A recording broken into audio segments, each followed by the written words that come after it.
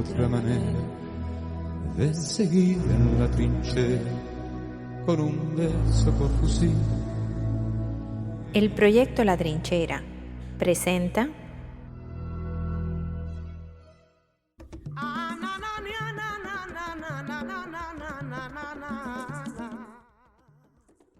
Un saludo a quienes nos escuchan. Yo soy Miguel Alejandro Hayes y este es El Solar.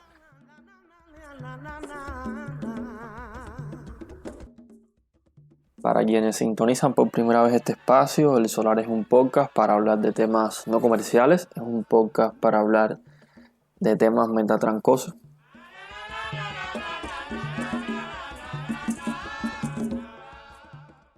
Buenas noches, gracias por sintonizar este espacio, este podcast El Solar. Hoy estaremos aquí conversando un tema especial. Vamos a estar, a pesar del coronavirus, de lo malo que está el internet. Bueno, hoy estamos grabando con el teléfono, la telefonía fija. Telsa no nos ha dejado usar el WhatsApp. Aparte, hay que estar ahorrando datos. Y bueno, el tema, a pesar de todo, va a ser la sociedad civil. Yo creo que es un tema que nunca pierde vigencia y que en la escena política cubana, en el debate político, en el debate mediático, aparece, reaparece, al menos de un tiempo para acá, toma vigencia bastante seguido. Hoy no voy a estar solo. Hoy tengo de invitado a una persona que es parte del Solar desde antes de que naciera. Él ha venido aquí, ha estado hablando sobre Rusia de vez en cuando, ha hecho ya 2 podcasts hablando de Rusia y creo que ya es hora de que inicie sus intervenciones hablando de Cuba. Hoy está aquí Ernesto Gutiérrez. Ernesto, bienvenido, ¿me escuchas? Sí, te escucho, Miguel, fuerte y claro. Muchas gracias por la presentación y hola a todos los que nos están viendo o escuchando.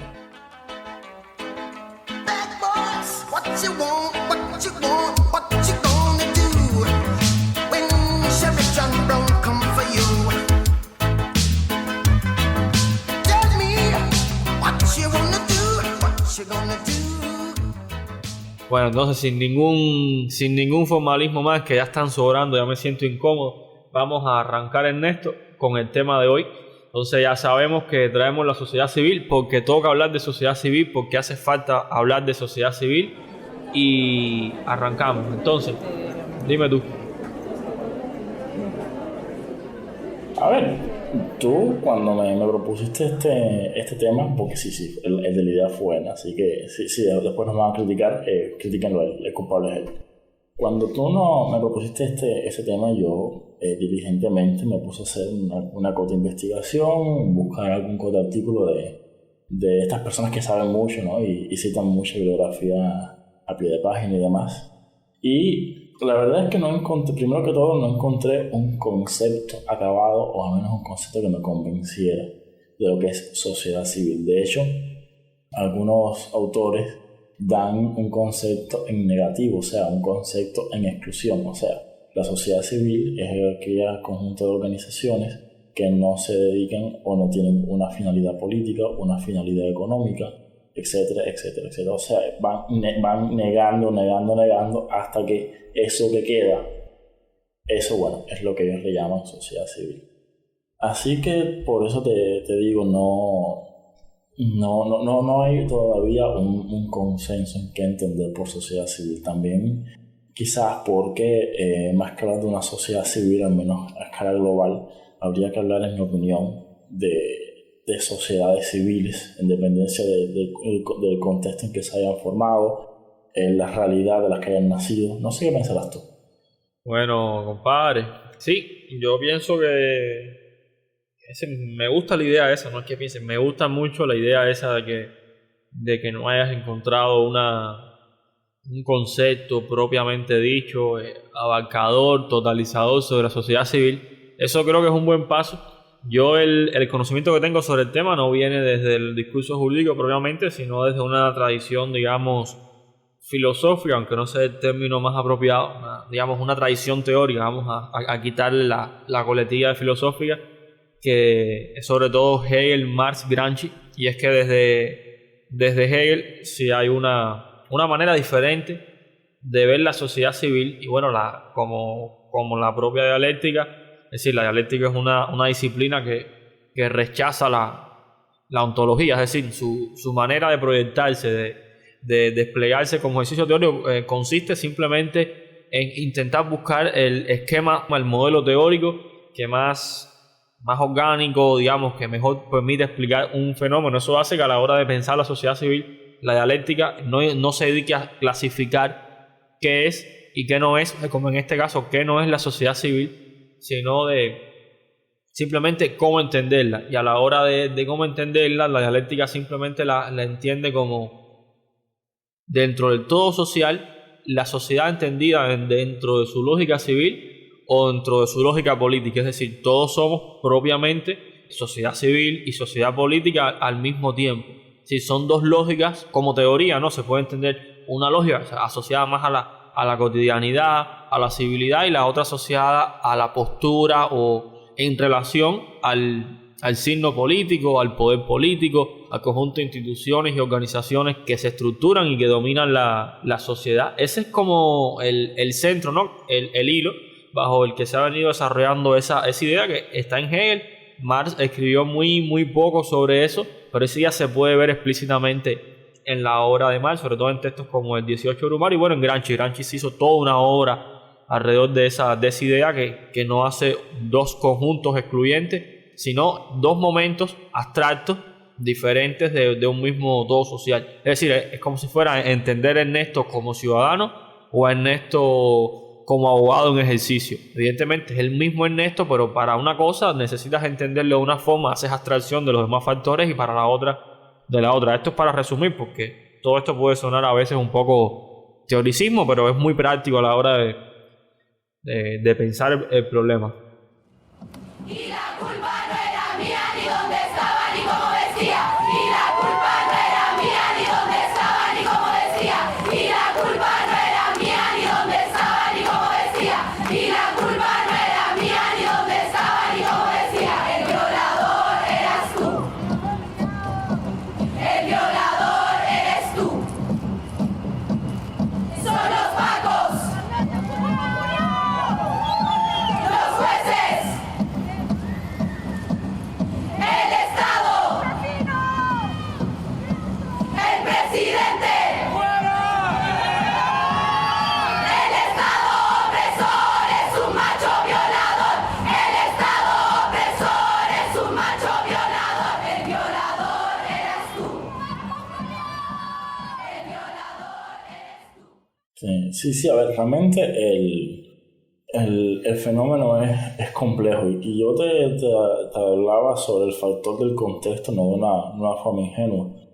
He estado mirando sobre todo cómo se ha comportado este fenómeno en el caso de América Latina, quizás Europa del Este, y no sé si coincidirás conmigo en aquello de que, por ejemplo, de cara a lo que es el discurso liberal, ese discurso que tuvo su crisol en la franja templada norte del planeta, de esta región desarrollada llamada Primer Mundo. Estoy hablando de Estados Unidos, Europa Occidental.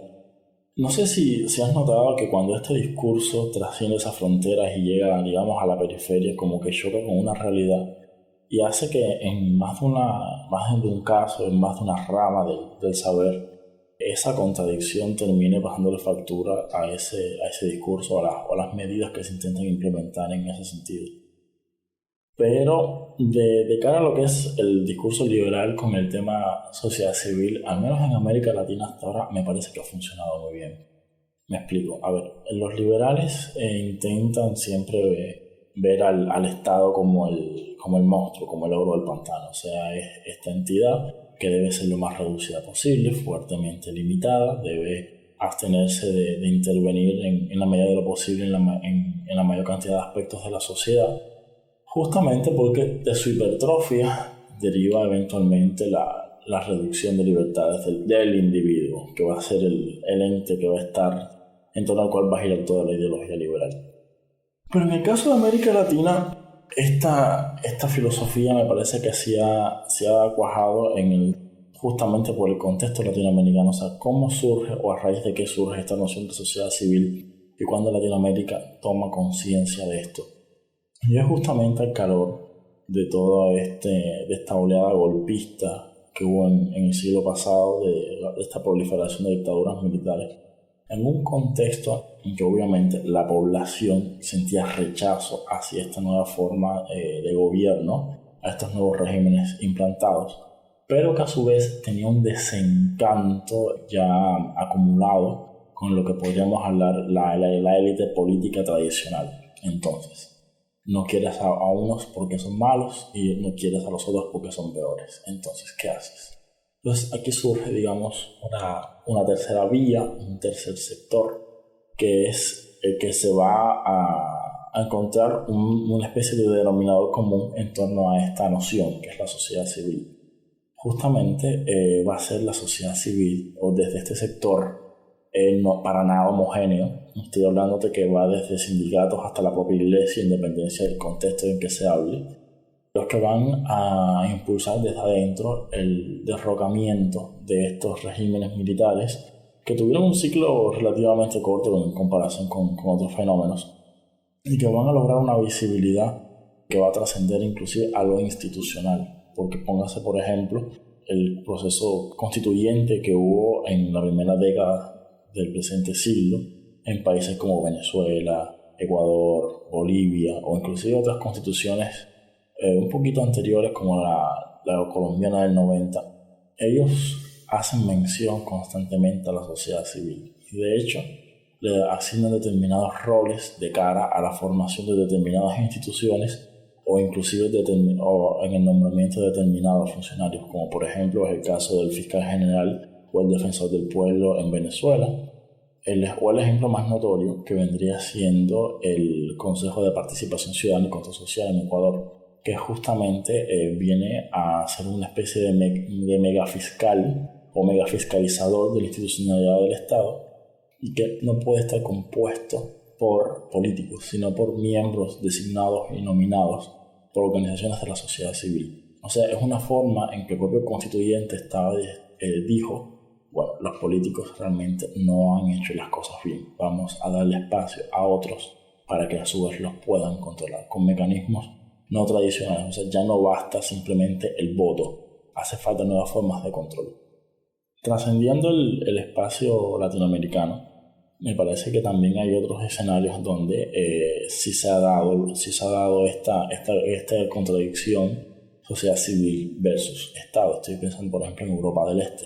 Europa del Este, en el caso concreto de Polonia, donde solidaridad de la mano de la Iglesia Católica, esa iglesia regentada por el hoy ya San Juan Pablo II, donde se plantó cara a un régimen manifiesta indiscutiblemente totalitario y con este precedente que ellos sentaron, bueno, vino toda una especie de juego de dominó que terminó poniendo fin a toda una serie de estructuras que respondían quizás más a los intereses soviéticos que intereses o a fenómenos autóctonos.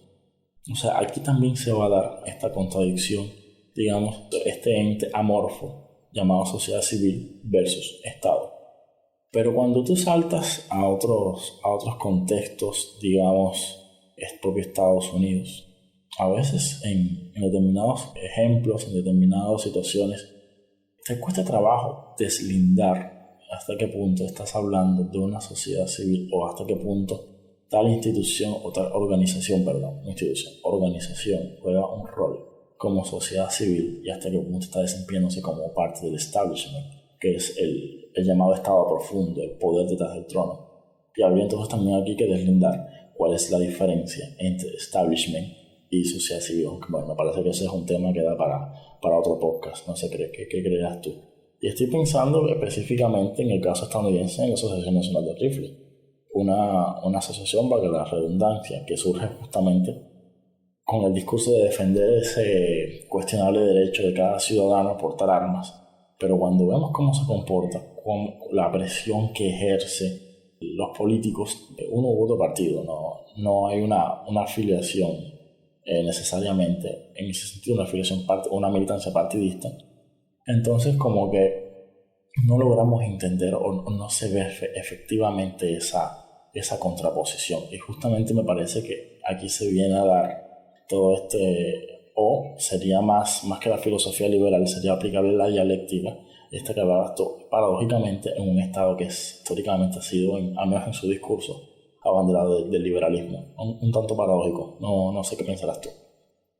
Bueno, para el caso de Estados Unidos, yo creo que sale a relucir un tema que estaremos tocando aquí nuevamente, y es mi crítica muy personal, que sé que no es nada original y que ya mucha gente, 2 o 3 personas para ser exacto, lo han dicho antes, y es la lógica, o sea que eso se aplica también en la economía, toda la lógica, digamos, conservadora, por muy contradictorio que sea, que está detrás del discurso liberal. El discurso liberal no es más que el discurso de defender las reglas que están vigentes.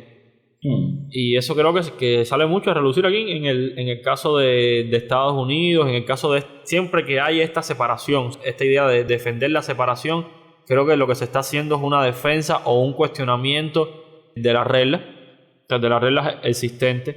Y para el caso de Estados Unidos lo que hace es que entremezcla, ¿no?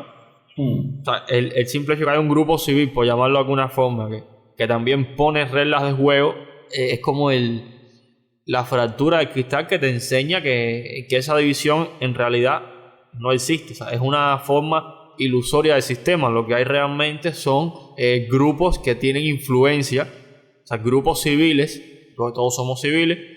No sé si los militares, desde el punto de vista legal, me refiero a que todos somos partícipes de una lógica de civilidad, de cotidianidad, en fin. No en este caso los militares dependen en qué concepto usas el término civil. Exacto, pero bueno, en este sentido, digamos, general, filosófico, todos lo somos. Y en realidad lo que está diciendo es qué grupo es el que está ejerciendo una mayor influencia sobre el sistema de reglas políticos, jurídicas de la sociedad. Y creo que Estados Unidos es el ejemplo. Por eso creo que ahí, o sea, ese caso práctico ilustra ese discurso que está detrás de la separación, que no es más que racionalizar intereses de grupo, pero eso es algo que creo que estaremos tocando más adelante cuando nos toque hablar de Cuba. Sí, Cuba es un temazo. Es un temazo, exacto. Es un temazo. Y bueno, este caso de Estados Unidos nos deja abierta la puerta a ese enfoque, y también nos deja abierta la puerta para hablar de Cuba. Exactamente.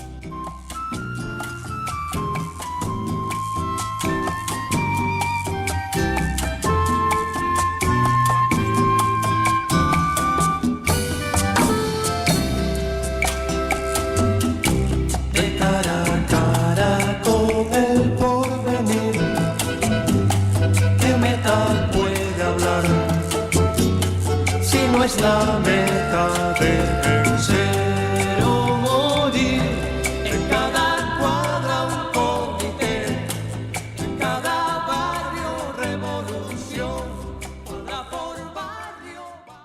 Sí, Miguel, a ver, definitivamente el tema Cuba es un temazo, y discúlpame si son un poco chauvinista, porque es que realmente los cubanos somos únicos en el mundo, no nos parecemos a nadie.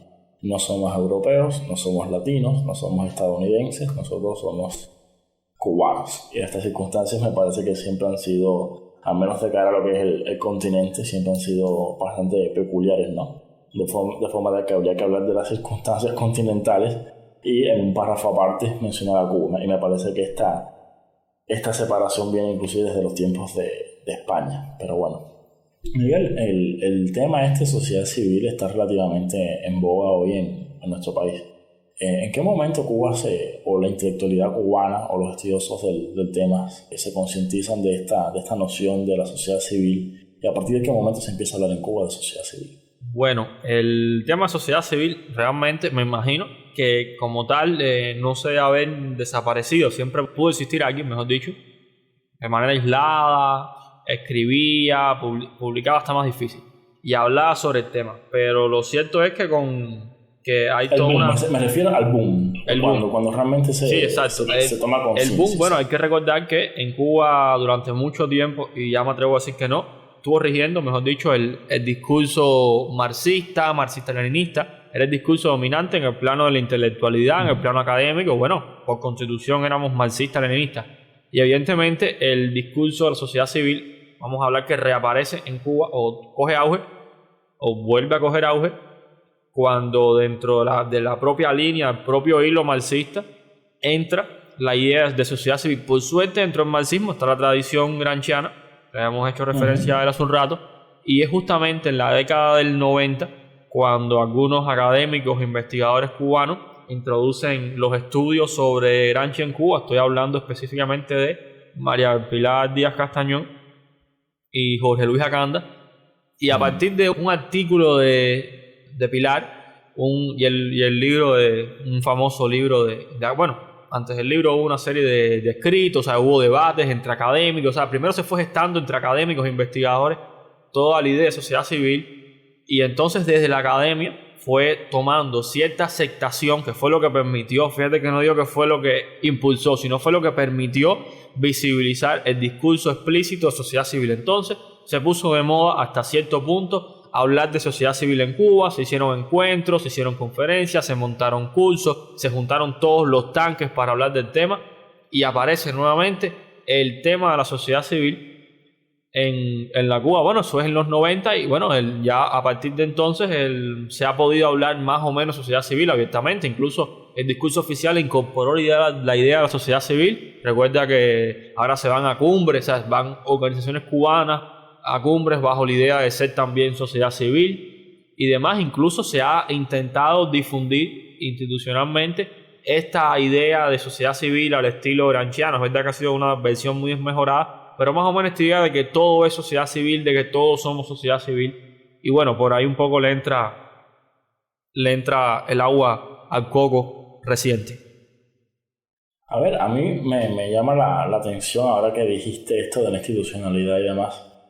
O sea, cuando comparas la letra de la Constitución del 76 con la actual Carta Magna, uno ve que hay una especie de flexibilización en ese sentido. Inclusive cuando ellos hablan de forma laxa de las organizaciones con fines lícitos de los ciudadanos. O sea, ya no es solamente una lista de números abiertos, números clausos, como decimos los juristas, una lista cerrada, en la que están el partido y las organizaciones de masa creadas a imagen y semejanza y por voluntad del partido, sino que habla de demás organizaciones con fines lícitos, o inclusive a la hora de hablar de los medios, la Constitución habla de que el Estado regenta los principales medios de comunicación. O sea, no todos los medios de comunicación deben formar parte del Estado.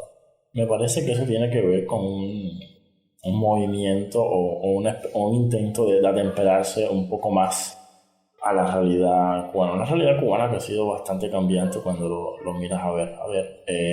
Hay un artículo de María del Pilar que salió en Trinchera, tú me ayudarás porque siempre la memoria me traiciona con el nombre, donde la propia autora hablaba de este fenómeno donde proliferaban las asociaciones civiles como un antídoto o un remedio en defecto o a consecuencias de un Estado bastante ausente, un Estado retraído, no necesariamente porque fuese particularmente consecuente o entonces ser consecuente con el principio del liberalismo, sino más bien por cuestiones menos sofisticadas, ¿no? Pero bueno, ya no vamos a entrar a hablar en ese tema. O sea, ante esta ausencia estatal ciertamente proliferó todo un fenómeno asociativista en toda la sociedad cubana. Cuando justamente ocurre el cisma del 59, o sea, un fenómeno que a algunos les ha gustado más que a otros, pero ciertamente es un fenómeno que no se puede dejar llámalo energía, antes y un después. Llámalo energía. Exactamente. Hay realmente todo un cambio porque ocurre una hipertrofia estatal. O sea, el Estado va a empezar a asumir toda una serie de funciones a las que antes era francamente indiferente. Y estoy hablando no solamente de cuestiones tan elementales como la alfabetización de la sociedad, sino, por ejemplo, la temática de la emancipación de la mujer. O sea, la Federación de Mujeres Cubanas es una de las organizaciones de masa que, a mi entender, aún tiene una cierta funcionalidad en el contexto cubano actual. O inclusive, siendo un poco más contemporáneo, estamos viendo que desde la propia institucionalidad se ha intentado hacer eco de este discurso de defensa de los derechos de la comunidad LGBTI a través del CNSX. No obstante eso, no sé si tú coincidirás conmigo, me parece que hay un sector de la sociedad cubana que va más allá de lo meramente institucional y organizaciones adyacentes. No sé qué pensarás tú. Hay como un resurgimiento de este asociativismo en el seno de la sociedad cubana que no está amparado, no está auspiciado por el Estado cubano, inclusive más bien es tolerado. O sea, no es aceptado, no es reconocido, es más bien tolerado. No sé si pensarás tú o si estarás tú de acuerdo conmigo y si lo estás, en tu opinión, ¿a qué se debe? Argumenta tu respuesta, sí, voy para allá. ¡Viva la Federación de Mujeres que han cumplido las indicaciones del comandante en jefe! Más que nunca nos hace falta hoy la fuerza y la moral de nuestras mujeres. ¡Viva Fidel!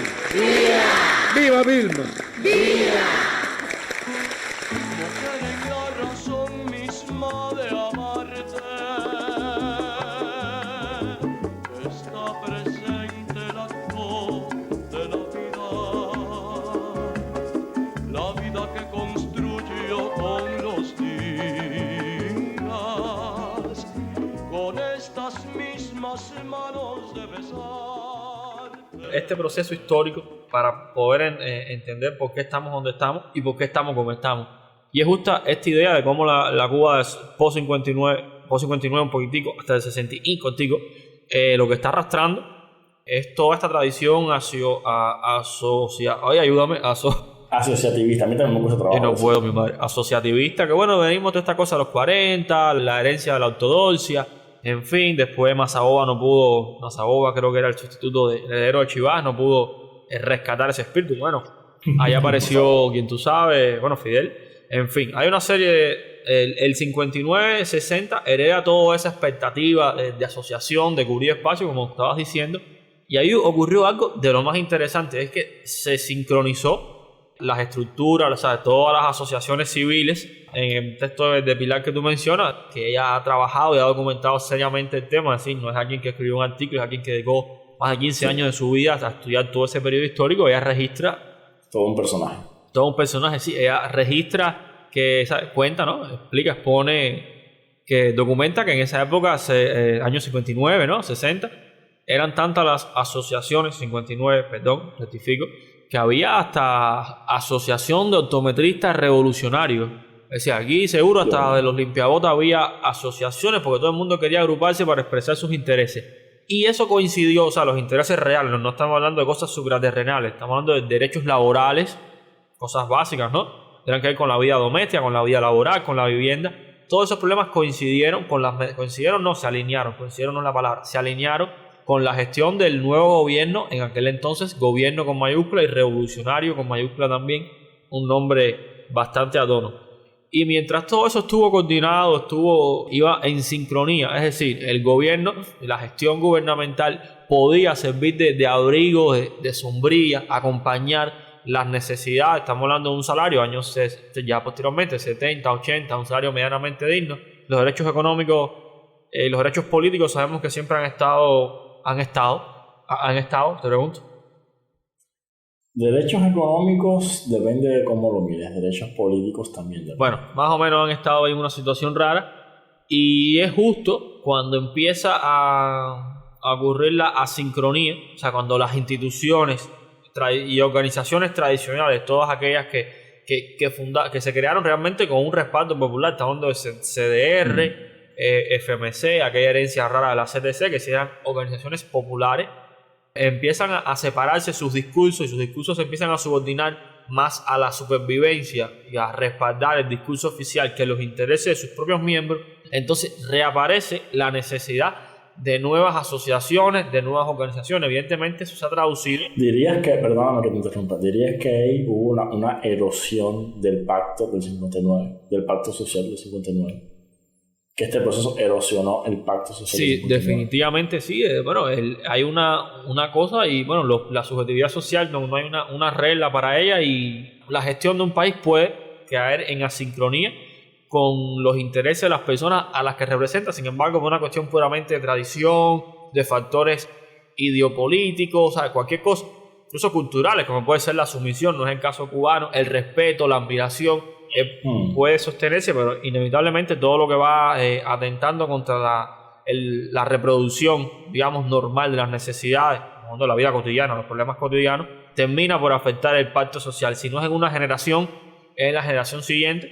Y yo creo que eso se nota. Una cosa son todas las personas que vivieron, llegaron con edad de adultez y enfrentaron el periodo especial, a toda la generación que nació en el periodo especial, sobre todo los nacidos del 2000 para acá. Hay un cambio de expectativas, ¿no? Incluso de posicionamiento. Y es que el que tenía 30 años, 20, en los años 80, había o crecido con la revolución o conocía la diferencia, algo así, ¿no?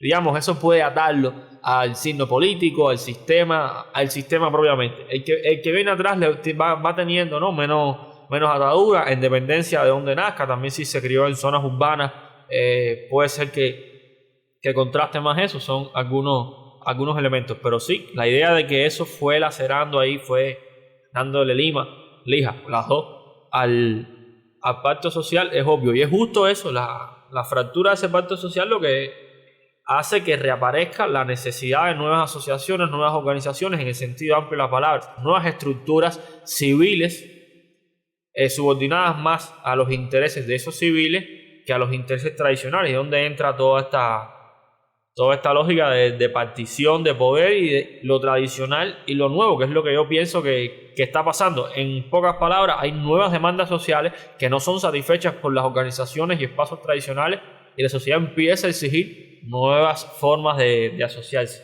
¿Qué tú crees? A ver, yo retomo el tema que hablabas del factor generacional. O sea, los que arribaron, los que vivieron el proceso del 59, vivieron obviamente en la Cuba pre-59. Y ellos buscaron forjar un pacto, una nueva Cuba, que superase todas estas vejaciones socioeconómicas inherentes o propias de un capitalismo periférico, y la cifraron en un nuevo pacto social. Un pacto social que en algún momento se volvió rojo, no es rojo, extremadamente rojo, y en el cual se les dijo a los cubanos que habría que hacer ciertas concesiones de determinados derechos de índole civiles, políticos y demás, no solamente en aras del bien superior de construir el socialismo, sino bajo una lógica también de plaza sitiada. Me parece que es prudente citar aquí a Galeano, una frase que tiene que me gusta mucho. Galeano decía que la revolución cubana fue lo que pudo ser y no lo que quiso ser. Pero sea como sea, me parece que todas estas personas que nacieron o que vieron surgir a la revolución o a la Cuba post-59, que se involucraron en este fenómeno, también cosecharon, por una vía o por otra, ciertos beneficios de ese nuevo pacto social.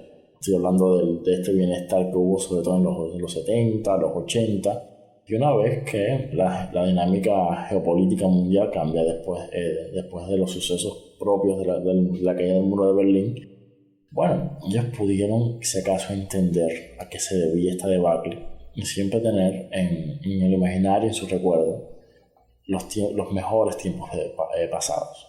Nosotros, yo soy del 94, tú eres del 95, ¿no? Del 95. Lo que conocemos es una Cuba post-periodo especial, una Cuba donde la lógica de plaza sitiada ha seguido vigente, pero esta vez sin las dádivas que recibió la población cubana en los 70, en los 80. Entonces, obviamente hay un cansancio, hay un envejecimiento de la institucionalidad, tanto a nivel discursivo como inclusive a nivel subjetivo. Eso es inevitable, la biología no distingue. Y me parece que justamente este cambio sobre todo de mentalidad, y no solamente por parte de los más jóvenes, me parece que también de generaciones anteriores hay algunos personajes que han sabido adaptarse a las nuevas circunstancias y que han sabido o que están sabiendo jugar un papel también en la contemporaneidad.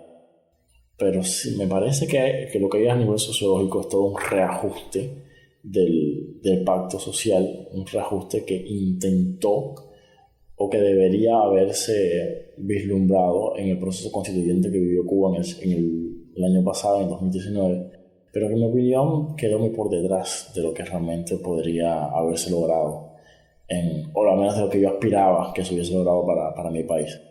Pero ciertamente hay una realidad, y es que este modelo que con ciertos matices, al que se le ha intentado dar un rostro humano con esta nueva constitución, que bueno, tiene bien, por ejemplo, hablar expresamente de libertad de expresión, no palabra y prensa, que inclusive en el artículo 41 reconoce la categoría de los derechos humanos.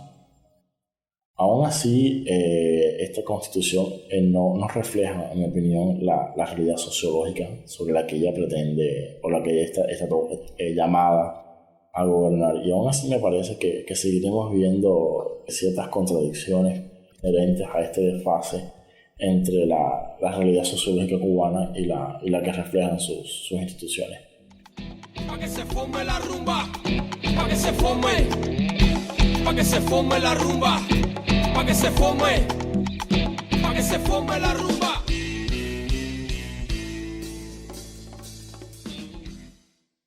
Entonces, básicamente lo que estoy viendo yo, que hay este desfase entre lo que es el auténtico pacto social desde un punto de vista sociológico, por así decirlo, y lo que se ha reflejado en institucionalidad, una institucionalidad que no dejo de reconocer que ha intentado actualizarse, que ha intentado renovarse, pero que sigue siendo continuidad más bien de un tiempo anterior.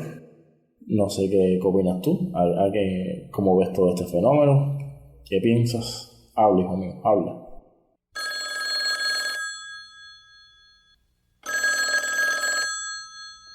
Bueno, lo primero es que tuve que ir a cambiar el teléfono, se me descargó el inalámbrico. Ahora la gente me verá cuando vea los videos que vamos a estar publicando sobre estos episodios. Estos, aparte de podcast, a partir de ahora van a tener un formato de video también, que bueno, saldrán, esto es un tremendo comercial que estamos haciendo, saldrán en la medida que Silvia y todo el equipo de realización, o sea, Silvia y yo, podamos primero enviarnos los archivos, sentarnos a editar y editar un audio de lejos, 2 provincias diferentes, se puede, pero editar un video en 2 provincias diferentes no hay Etexa que lo aguante. Etexa mediante, ni siquiera Etexa lo aguanta. Oye, compadre, yo lo que creo de todo eso es que justamente eso es lo que ha permitido, que es a donde queríamos llegar, la aparición del discurso de la sociedad civil en Cuba y ese intento, por llamarle de alguna forma, de que apareciera un marxismo en los 90 que rescatara la sociedad civil. Es decir, esa necesidad fue gestando la idea, porque créeme, la gente siempre más o menos está al tanto. Y yo creo que los académicos cubanos, y los intelectuales y las personas del mundo político no dejaron de conocer me imagino, ¿no?, lo que era la sociedad civil. Una idea, un referente de lo que es sociedad civil, sino que en los 90 creo que ese es el escudo, el arma que usan. Recuerda que durante mucho tiempo, y todavía queda lo que menos, el sustantivo y después cogido grado de adjetivo era el revolucionario. O sea, el propio signo lingüístico del proceso cubano generó el revolucionario, el calificativo de revolucionario o el sustantivo. Entonces, justamente ese era el propio, el que le era inherente al pacto social, digamos, gestado a partir del 59. Y su desgaste, que evidentemente todo cambio social, toda nuevo sistema de expectativas o nuevas expectativas, no tienen que ser estructuradas como sistemas, nuevas lógicas, van generando su propio lenguaje, ¿no? Y creo que el de este sector emergente, con necesidades insatisfechas, o sea, la fractura de este pacto como resultado de que está la sincronía que hemos mencionado antes entre lo que muchos intereses y la gestión real de las organizaciones existentes y preestablecidas por la Constitución, todo eso encuentra esa etiqueta, la de sociedad civil. Ya no es lo revolucionario, sino la sociedad civil, pero al final es lo mismo. Es un grupo de personas, muchas, que necesitan, nuevas asociaciones, nuevos espacios, por cosas que ya la lógica institucional no cubre y se denominan así, sociedad civil. Creo que es el móvil o la racionalidad que puede estar detrás de todo eso. Sí, coincido contigo. Entonces, para seguir y no quedarnos ahí, Néstor, eso es lo que nos está dejando en una situación que lo que tenemos realmente es la contradicción entre una sociedad civil, digamos, tradicional, establecida, que asume las reglas de juegos actuales, retomando una idea inicial, y una sociedad civil que se cuestiona, digamos, los consensos ya asumidos como se dan por dados. Digamos, la exclusión hacia lo no revolucionario, por ejemplo, es algo que ha venido, ¿verdad?, que se ha desarrollado en Cuba durante mucho tiempo, y la aceptación de nuevas formas de discurso, incluso el propio discurso de sociedad civil, o sea, de nuevas lógicas, nuevos paradigmas teóricos también. Recuerda que en Cuba hay todo no un ascenso, pero sí, digamos, que ha ganado espacio y terreno, un auge también. Pero bueno, sí, más o menos, algo así, yo no me atrevo, pero son parte de las palabras que podemos emplear, de ciertos discursos neoliberales, y no estoy hablando de política, estoy hablando de teoría propiamente. O sea, tú ves derecho seguro de tener experiencia, yo desde la economía también las tengo. Es decir, hay nuevos imaginarios, ya sean teóricos, políticos, culturales, musicales, y todo eso no cabe, no entra dentro del discurso tradicional del socialismo estadocéntrico, estalinista. Y ya voy a dejarlo ahí porque si no me puedo enredar mucho. Voy a ponerle 10 o 12 adjetivos a ese socialismo. A mí no me tocan tus disparos, yo ando de blindado en la caravana. A mí no me chocan tus manos, yo ando un corazón antibala. A mí no me tocan tus disparos, yo ando de blindado en la caravana. A mí no me chocan tus manos, yo ando un corazón antibalas. A ver, si quieres un breve comentario desde mi rama de conocimiento, te digo, a ver, en los años 80, 70, y esto lo sé porque he leído bibliografía de la época, en la Academia Cubana defendía la existencia de un sistema de derecho socialista. O sea, me explico, Occidente está dividido desde el punto de vista del derecho en dos grandes sistemas. El sistema de derecho continental o derecho sistema civil, que tiene una influencia del Imperio Romano extremadamente fuerte, y el sistema de derecho anglosajón o common law, que tiene una evolución diferente a raíz del hecho de que, bueno, los ingleses son unos excéntricos. Y por ende, ese excentricismo ellos se transmitieron a los países que en su momento fueron a sus excéntricas colonias. Exactamente. Entonces, cuando existía el polo soviético, se defendía la idea de que existía un tercer sistema de derecho, que es este sistema de derecho socialista. Hoy por hoy no es vendible, no es sostenible esa idea, y Cuba admite, con todo sentido, no solamente que hoy por hoy somos parte del sistema continental, como ex colonias de España que somos, sino que siempre lo fuimos, que nunca dejamos de serlo.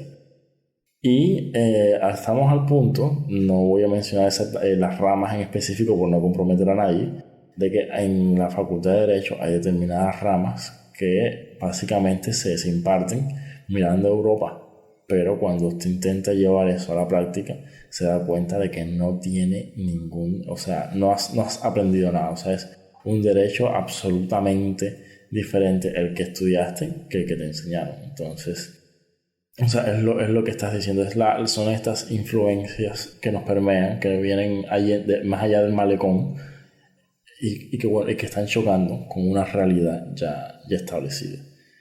En fin, ¿algo más que quieras añadir? Sí, esto, yo creo que ya estamos concluyendo el episodio, pero la cosa va por ahí. El fenómeno de la aparición de la sociedad civil en realidad es eso, es una expresión de la fractura, del propio pacto social iniciado y empieza a gestar, a consolidar. ¿Qué ocurre realmente en el 59? Está asociado al proceso que triunfó en el 59 y se está convirtiendo, desgraciadamente, en eso, en un discurso de legitimación para determinados grupos que exigen, y bueno, es necesario, es válido el reclamo. Lo que siempre me ha preocupado de ahí es que se convierte en un signo excluyente. Ya tenemos la experiencia del revolucionario, del contrarrevolucionario, y no me gustaría que con la sociedad civil pasara lo mismo y se convirtiera en eso, en un criterio para legitimar y deslegitimar. Esto es sociedad civil, esto es lo bueno, esto no, por tanto hay que excluirlo. Esa es mi única preocupación, pero bueno, creo que con esto hemos ido ilustrando algunas ideas, sobre todo el tema de por qué aparece,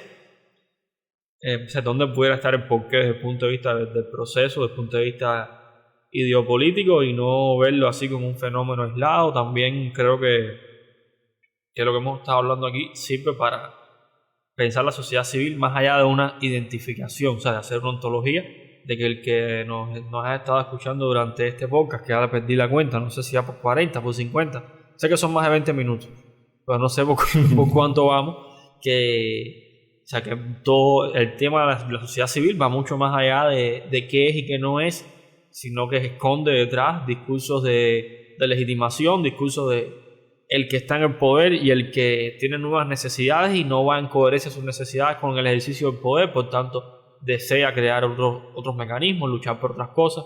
Creo que eso es lo más importante de todo lo que hemos estado viendo, y algo que viene mucho de lo que tú decías, y es los contextos a la hora de pensar. Si algo ha salido de aquí es la idea de no importar tal y como está, o sea, el discurso liberal, digamos, tradicional de sociedad civil a Cuba, que pues es otro de los grandes riesgos. Hay que recordar que en Cuba existen ahora mismo algunos, o muchos, no sé, intelectuales que han rescatado, algunos vienen del marxismo-leninismo, no voy a estar diciendo el nombre aquí, pero yo sé de algunas personas que hoy son más liberales que Adam Smith y que fueron en su momento más marxistas-leninistas que Stalin. Y bueno, tener mucho cuidado con esos discursos extremos. En definitiva, lo más importante no es el paradigma, sino el grado de flexibilidad, el grado de reflexión y de capacidad de temporalizar y contextualizar ese paradigma. Y yo te invito, Miguel, a que finalmente dejemos este podcast o lo cerremos con la siguiente interrogante. Cuba vadis Cuba, o sea, ¿qué va a pasar con nuestro país?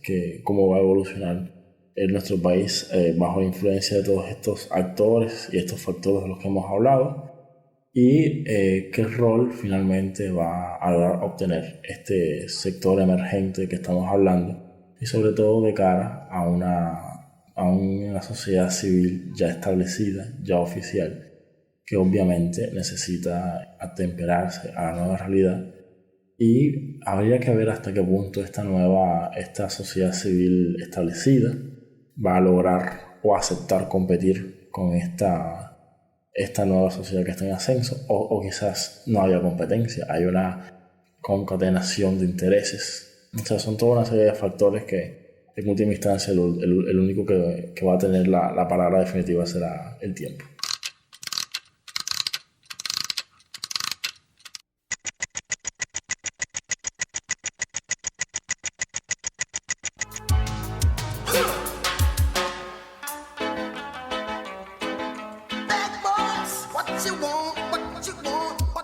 Ernesto, creo que vamos a ir cerrando con la musiquita con la que te presenté hoy, una canción que había separado especialmente para este podcast. Y bueno, ya sabemos, a dedicarnos a pensar nuestra sociedad y no estar repartiendo etiquetas y signos excluyentes. Gracias por estar aquí. No, gracias a ti por invitarme.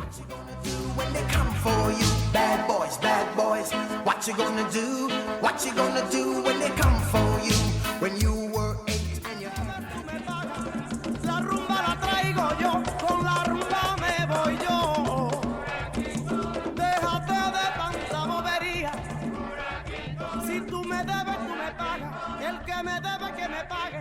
La rumba la traigo yo.